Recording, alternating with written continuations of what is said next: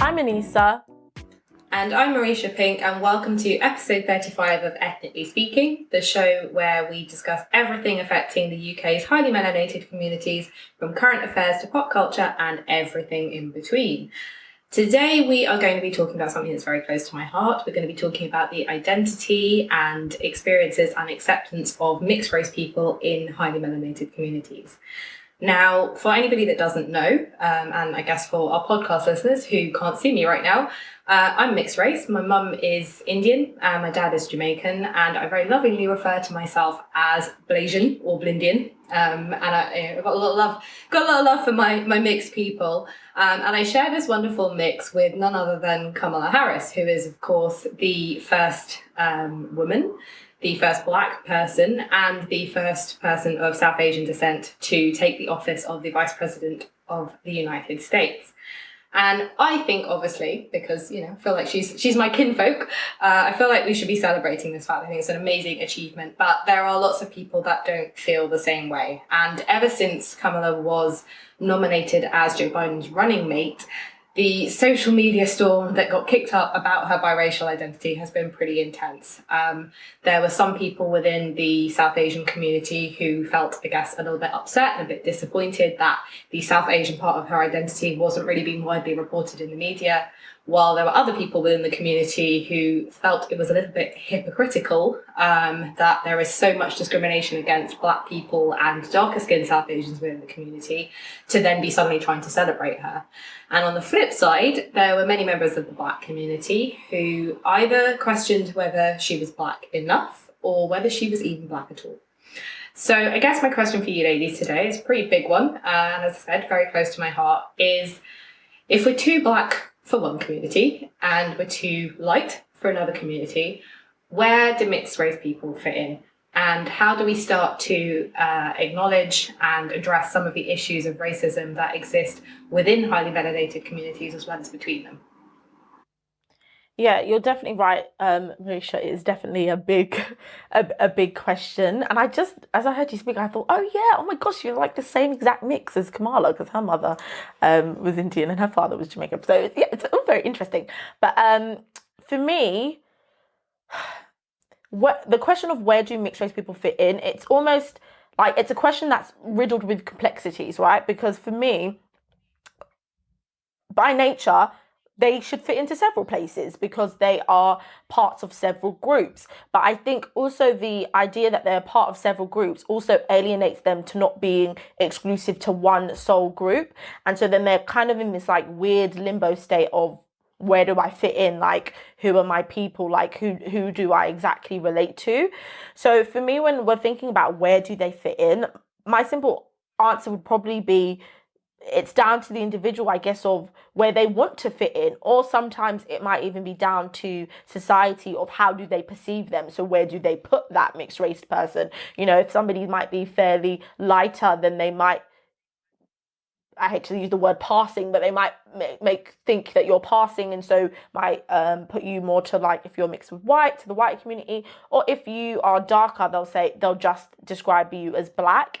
And I think the issue with doing that is then we start to alienate part of mixed people's identities. And it's so funny that we're talking about this, because this is a conversation I've been having for the last couple of weeks, just not only because of Kamala, because, I'm a big fan of Mariah Carey as well. So I've been having to go toe to toe with a few people that have been trying to tell me that my girl MC, trying to tell me some ludicrous things about her. And I've had to really defend her, because when we're talking about the other community, in our communities, in our highly melanated communities, and how we kind of like stop this rhetoric or negative kind of discourse around mixed people, the best thing I would say in my own experience is just kind of like with anything that you hear is wrong, either challenge it and then give people the right information. So as a Mariah Carey fan, people are always saying that my girl MC is not mixed, and I don't like that they do that, because she's very proud of being mixed and she always speaks about her mixed heritage. And I go to war for Mariah, and I let them know that her father was a Black man and her mother was a white woman, and she speaks openly about this. And they'll be like, oh, but she's too light and her hair is too blonde and her curls pearls are too loose. And then I'm like, there's not a staple look of what mixed looks like. The whole point of being mixed is it's two things coming together, so you never know what the outcome is going to be. It's literally like saying that black people should look this way and white people should look that way, when we know specifically in the black community we come in all shades and we come in all sizes and our hair comes in all textures. So it's about challenging that kind of language that you hear when people are trying to discount a mixed person's identity and then just hitting them with truth. That's like my own personal experience. Yeah, and I think I want to be very careful about talking about this because I'm not mixed race. So I'm never trying to speak on behalf of people who are mixed race. Just my opinion and what I see, and I can take into account that might not pick up all the nuances of what it's like to be part of this specific demographic. But from what I've seen and know of mixed race people, it seems like society, at least in Britain, wants them to fit into one group or the other. They're not happy for them to really be mixed. They're like, okay, you're mixed, but are you more black or are you more white or you? And it seems to be really based on, in the UK, like what your features and what your skin tone kind of denotes. So if you're someone who's mixed race but you're darker skinned, then like you were saying, like then you're black. But if you can pass, then it's kind of like, okay, well, you can there's some doors that might be open to you, or some criticisms or critiques that you might not get. And I personally think it can be very difficult for mixed race people to be able to define themselves within all of that. I think it's something that, from the friends that I know who are mixed race, they've really had to grow into deciding where they fit, where they want to fit, like you said, Anissa, not where people are telling them they fit, where they want to fit. And I think the Kamala stuff just makes me really angry, because I'm just like, she ain't been vice president for 1 month and we're already trying to talk about, is she black enough? I'm just like, she went to a HBCU.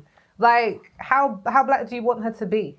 And she talks about her mother all the time and how she wouldn't have been where she is without her mother. So I just feel like we like to talk too much about what people are and what people aren't. And I think, again, we just need to just take a sit down and let people whose experience we don't know about say what it is for them and fit wherever they want to. Yeah, I think you've both raised some really interesting points. I was very, very keen to hear what you would both say about this. As I said, it's something that's quite close to my heart, something that at different points in my life I've definitely explored to differing degrees. So I guess let me speak about my experience first. I think you're absolutely right. If we kind of break down the question into your identity, experiences and acceptance, determining your identity is very much something that, and I'm just speaking from my experience, is something that it rests with you to do. There isn't a nice neat box that you fit into, as much as society might like to put you into one. There isn't it's not even easy, even just when you're saying about talking about it. I was joking, but I genuinely do when I talk to people. I go, yeah, well, I'm Indian or I'm Blasian, and they go, well, what does that mean if you've never heard me say it before? And I explain, because it isn't. In other conversations, I'll also then refer to myself as a black woman, and some of that is sometimes just for literally the ease of being able to say something without having to spin this whole sentence about who and where I am, because 9 times out of 10 is actually irrelevant to the conversation that you're having. And I think it's kind of, it's incumbent upon you to define what that is, but it's more for me, I think, about the acceptance that I find really, really tricky. And the reason I find it tricky is so often when we talk about racism, whether it's sort of overt racism, whether it's microaggressions, whether it's born out of a genuine sort of ideologies and ideas of supremacy, or whether it's born out of just ignorance, we're so often speaking about a kind of a white versus black, or a majority versus minority communities kind of racism. And there's so much racism. If I just take, the 2 communities that I'm part of, there's so much that goes on within that I think we wouldn't even necessarily consider to be racism. So on the part of the Indian community, and I say this, like, the internet's going to come for me, I can see it already, but I say this a lot among my circles of friends. I was like, Indians are some of the most racist people I've ever met. And it's not in that, they're not going to be outside my house with pitchforks throwing stones at my window. But a lot of my experiences, even with people, first of all within my own extended family, and then amongst a lot of friends that I have a lot of Indian friends. A lot of them are wonderful. I'm not saying it doesn't make them bad people. Their families are wonderful. We've grown up together, been very welcome into their households. They'd be friends with their parents will be friends with my parents and stuff. It's often fine as long as it's not in your family and it's not in your household. So, I'd be welcome into those houses, but if any of those friends brought home a partner that wasn't Indian, and even then, let's not even get into, there's all the different sort of subsets of different religions and different castes and stuff. Like, with that construct that already exists within that culture, anything outside of it is like an even further, a bigger no-no. And on the other side of it, actually, I find it, to Sophie's point, I actually find it quite hurtful, the suggestion that, well, you're not black enough. What does that even mean? How many people have taken, I don't advise you to do it because apparently it's actually quite bad for your sort of security, but how many people have actually taken one of those 23andMe DNA test things? Because I bet if everybody did one, you'd all realise very few people are, purebred or whatever they think they are. You've probably got a drop of this here, a drop of that there. And so I think that as much as I feel grounded and feel strong in my identity and I know who I am, it doesn't make the, rejection or the questioning of that any less hurtful or any less difficult to deal with when you're confronted with it. And I honestly don't really know how to change it. Hence the question. Can I ask you a question, Marisha? Yeah, of course. I don't know if this is a politically correct question to ask, but hopefully this is a safe space where I can learn and ask a question. Safe space. But I'll just say, basically, I watched this show on YouTube. It's on the Jubilee channel called Spectrum. I don't know if you watch it, but they had last year they had a video and it was all about being they were calling it biracial, and so they had a bunch of people from a bunch of different mixes. You stand on a line, they say statements, and you stand on from this scale of disagree to strongly disagree, agree to strongly agree. And basically, they asked the mixed people a question about if they feel like they belong to one group more than they do to the other. And that just made me really think about the mixed experience. Have you at any point, or do you feel like you are more in one group of yourself versus the Does that make sense? It does make sense. I definitely did. I don't feel so much so that I do now. So, and I say that just because of what you're exposed to. So growing up, I think I might have said this the last time I was on the show. I grew up around a lot of Asian or Indian people specifically, and a lot of Jewish people. And there were hardly any black people in the neighborhood where I lived. There were hardly any black people in the school that I went to. I think of the 5, quote unquote black kids, at least 3 of us were mixed, making up the black population in the school. So outside of my family, my extended family, I didn't really have that much exposure to it in a way that was, formative. But at the point where I went to university, I made a very conscious effort to get involved in the Afro-Caribbean Society, to try to meet people. And it sounds probably maybe to somebody who doesn't have to kind of deal with this sort of identity conflict a bit weird, but I made a very conscious effort to go and seek out those people and to befriend them, not as I need to be friends with you because you're black, but just to try to start to understand aspects of the culture which I feel have then become aspects of myself that I hadn't been exposed to yet, because I kind of felt like I had the Indian thing down pat. So, but that was a very difficult experience. People didn't accept me quite so readily. I think it's the same, and that's what I'm saying. It's I'm there trying to represent, because I wouldn't change it, but I didn't choose this. I can't help how I was born and what the life and the identity and the culture I was born into any more than anybody else can. And so I'm the same as everyone else. I'm just trying to find my space in the world, and a part of that is obviously our cultural identity. It's not all of it, and it's you are made to be aware of racism that comes from outside of your communities, but it's so often not spoken about, the racism that exists within your communities. So I gave you one example for Indian stuff. I think I've said this before when we've been off camera, but I remember being in some of the early Afro-Caribbean society meetings and kind of parties and stuff. And the looks that I used to get was mostly from women, which I found very, very interesting. But most I get from women was really like, who the hell is this? And who does she think she is? And I don't, for me, that was like a very, very new feeling. Because I was like, oh, if I've come here and, like I said, what happens when you're, I'm too dark to be, in Indian all the time. And now I'm being reductive because now, my hair, I've got Indian hair, this, and it's like I look different, or my features are probably a bit more Indian than they are, the traditional, I guess, stereotypical black features. And then when we look at issues of colorism, for example, like that in particular is very difficult for me when we think about it in the context of black culture, because I fully understand that it exists. I'm not blind to it. I think it needs to be addressed, but at some point it's also like, well, where do I fit in? I guess I may be considered to be, at the lighter end, but like I don't want every single thing that I do to be reduced to, well, but it's because I'm lighter and therefore I'm looked upon more favourably or whatever it is. It's a really hard space to occupy.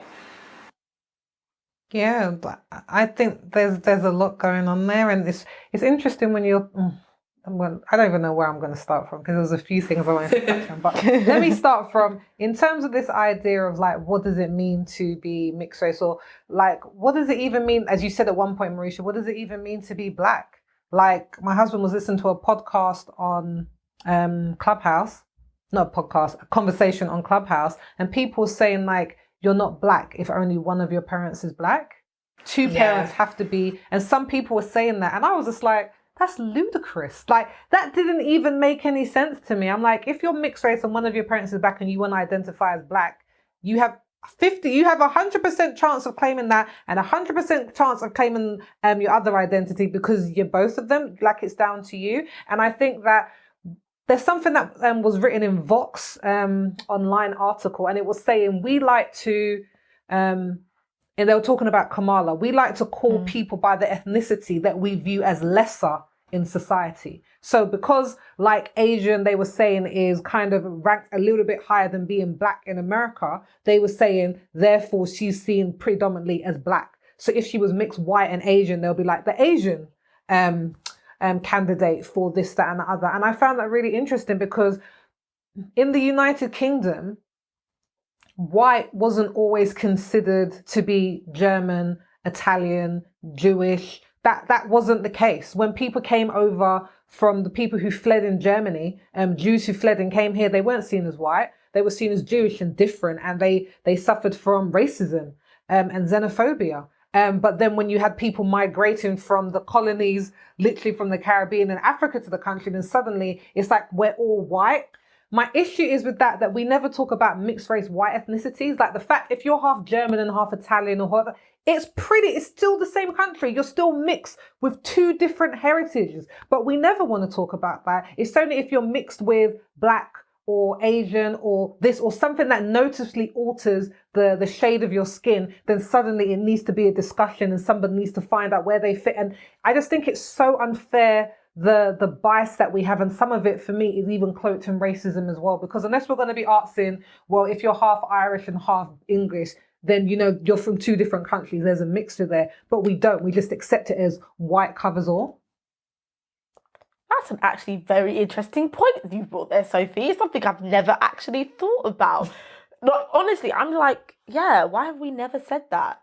Or that's very interesting. And what it reminds me of is this whole idea with some of people's outrage against Kamala, for example.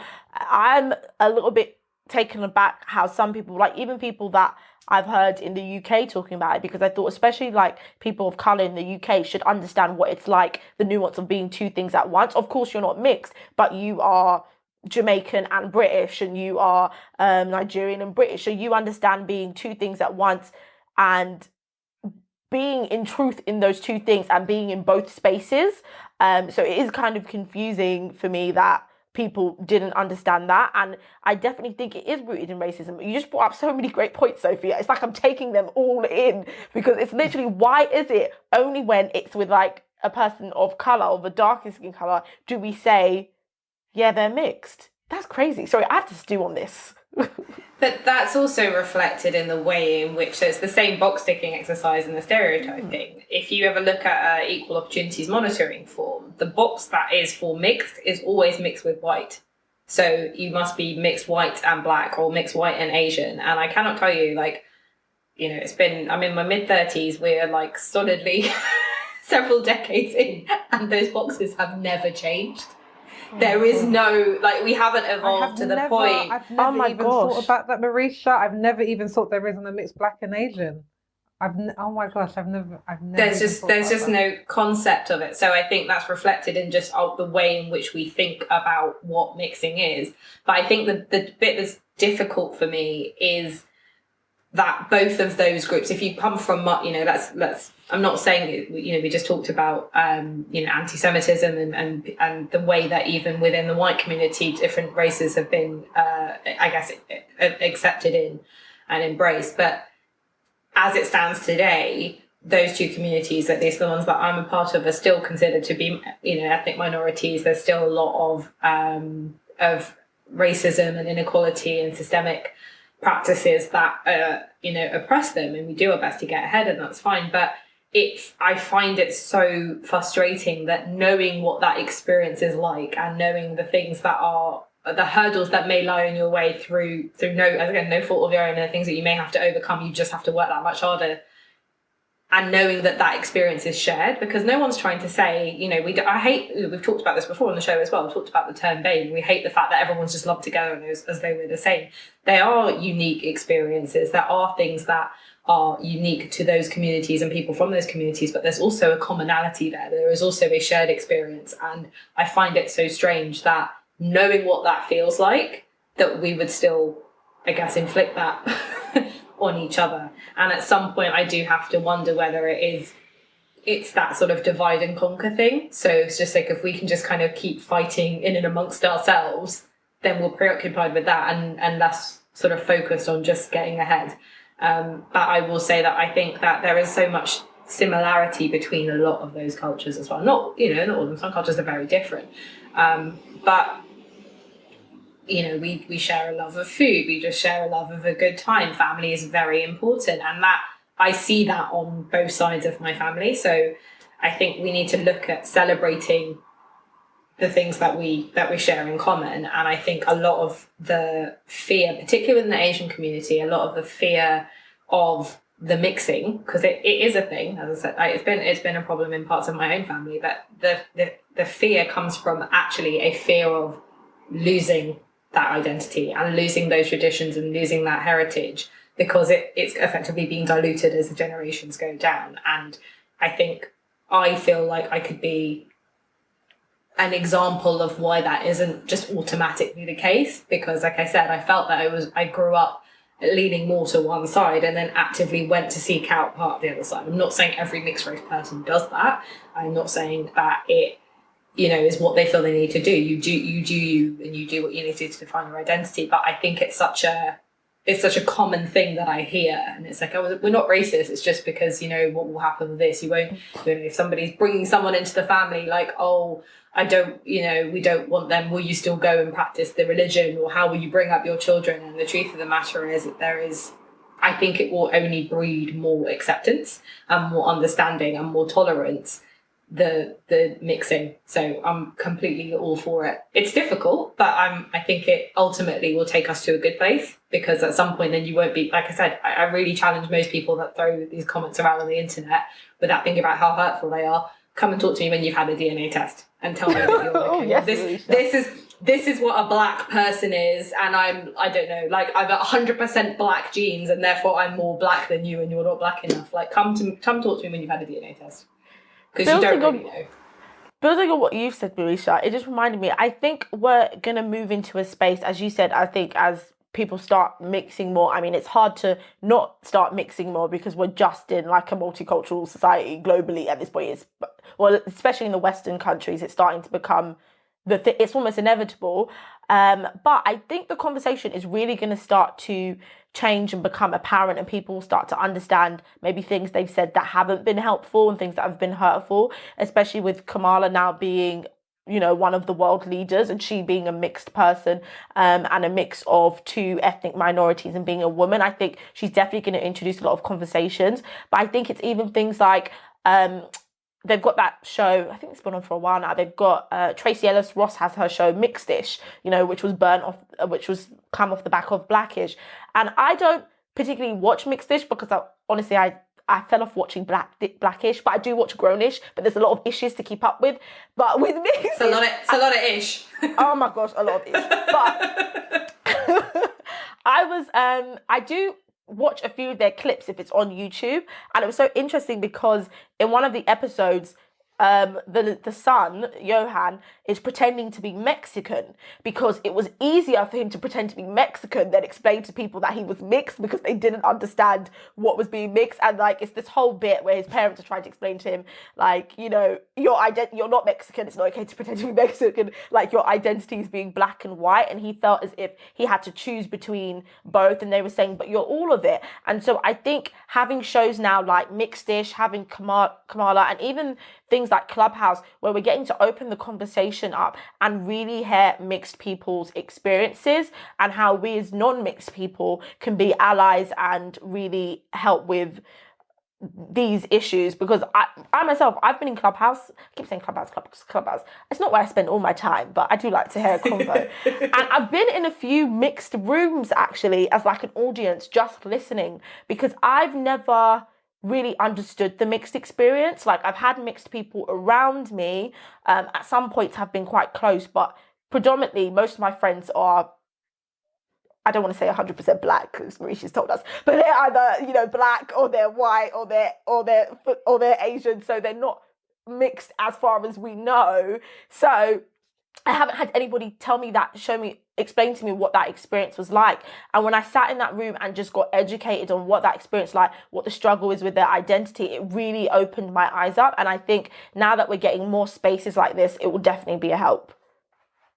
Yeah. And I think as well, I just wanted to touch on something else that Marisha said, but I'm not sure if there's time. Go for it.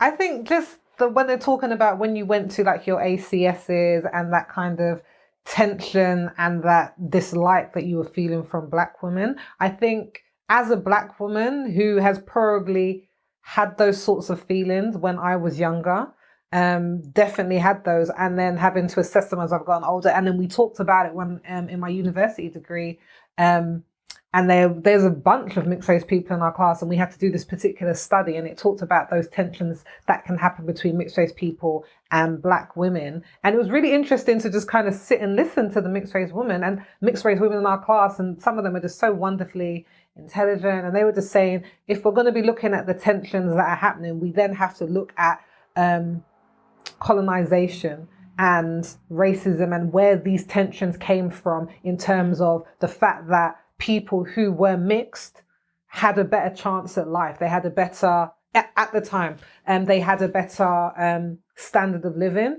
And then I think when we're now in a place where even within the black community, there can be sometimes women who are mixed race are sometimes, I think studies show that black men are the ones to date the most outside of their race. And now sometimes there can be this appeal of like the exotic or whatever, which I think is a very offensive term. And I think there is also all these tensions going on about what women are told, like, is their competition.